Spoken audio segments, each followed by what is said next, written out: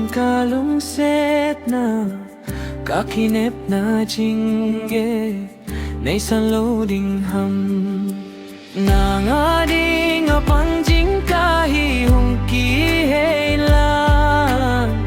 nay hinsang meyaw pabang pakum tahite nangading pangjing kahi hung ki heilan nay hinsang meyaw pabang pakum tahite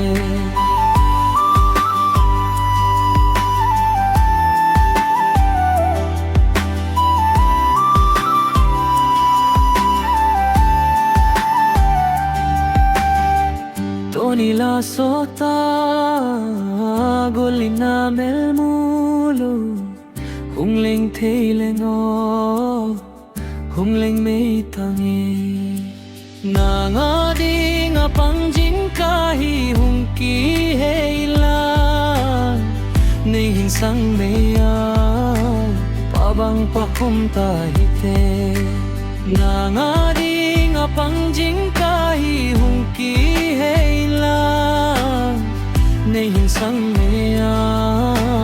pabang pakum tahite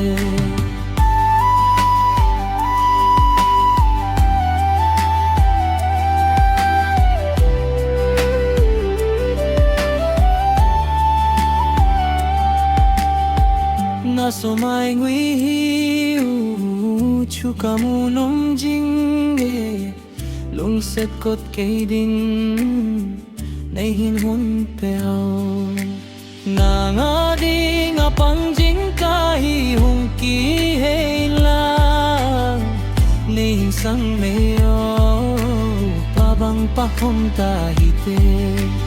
nangading pangjing kahi hung ki heilan nay hinsang meyo pabang pakum tahite